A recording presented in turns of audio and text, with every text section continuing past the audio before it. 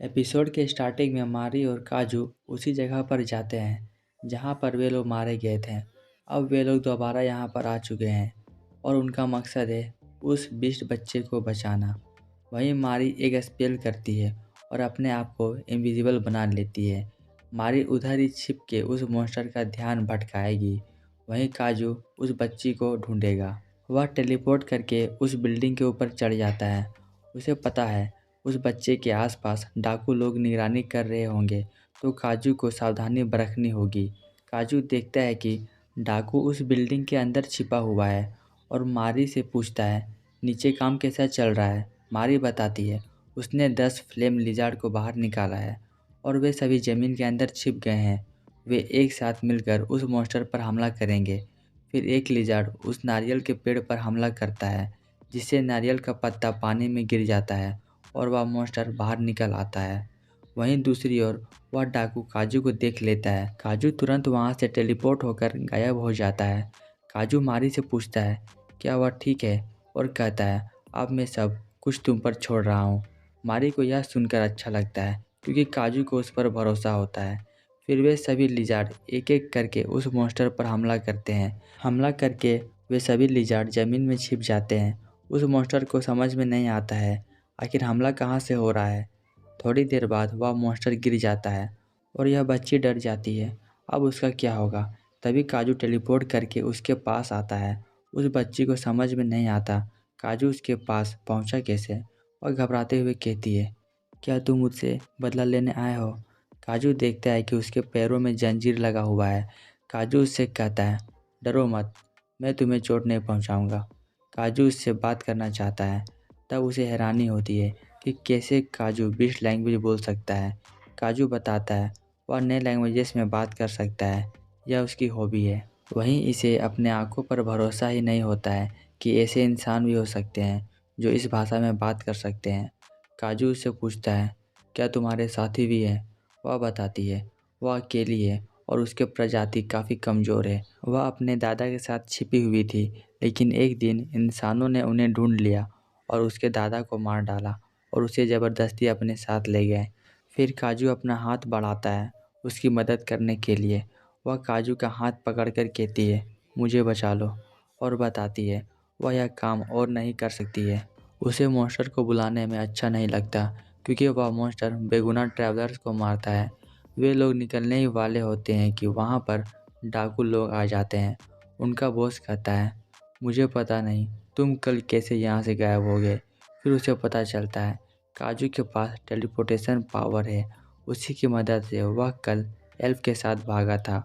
वहीं हमें पता चलता है जो जंजीर उस बिल्ली के पैरों में है वह मैजिकल स्टोन के द्वारा कंट्रोल किया जाता है और यह स्टोन डाकुओं के बॉस के पास है। वह काजू से कहता है ट्रेजर से भरा हुआ बैग मुझे दो और मैं इस बच्ची को आज़ाद कर दूंगा। काजू अपनी तलवार निकालता है और जल्दी से उस स्टोन को काट देता है, जिसकी वजह से उसका जंजीर हट जाता है। फिर वे डाकू लोग काजू को पकड़ने की कोशिश करते हैं, लेकिन उसका स्पीड काफ़ी ज़्यादा होता है। तो डाकू की तरफ से ये बंदा आता है और अपने हाथों को शील्ड की तरह इस्तेमाल करता है।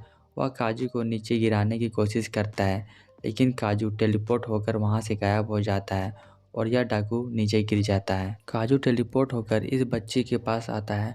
तब हमें पता चलता है इस बच्ची का नाम मीवी है। मीवी काजू से कहती है तुम ये सब कैसे कर पाते हो।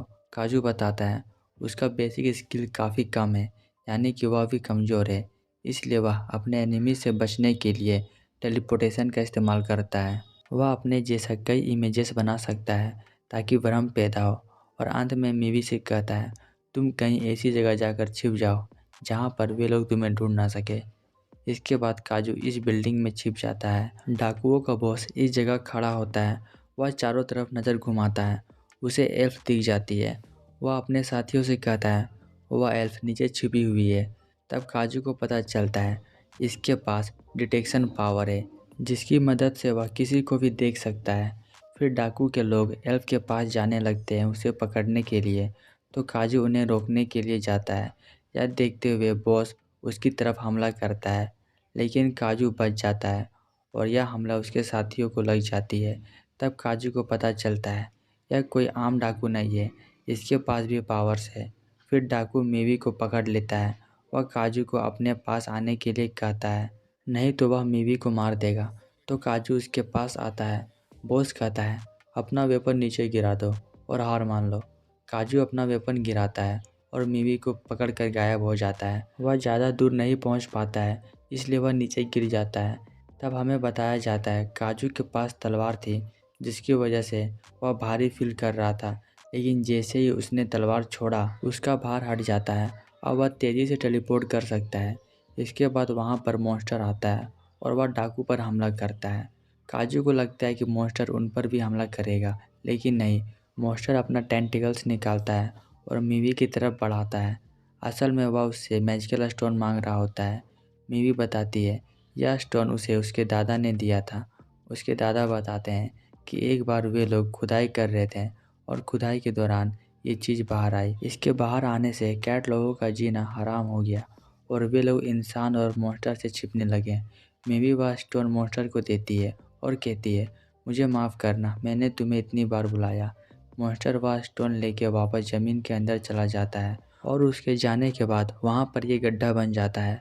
अब उनके पास एक और मिस्ट्री आ चुकी है। इसके बाद वहाँ पर मारी आती है। वह देखती है कि काजू के पास मीवी है और उसे पकड़कर गले लगा लेती है और कहती है, इसके बाल कितने सॉफ्ट हैं। वहीं काजू इस तहखाने की जिम्मेदारी इसके हाथों सौंप देता है। इसी के साथ ये एपिसोड यहीं पे ख़त्म हो जाता है।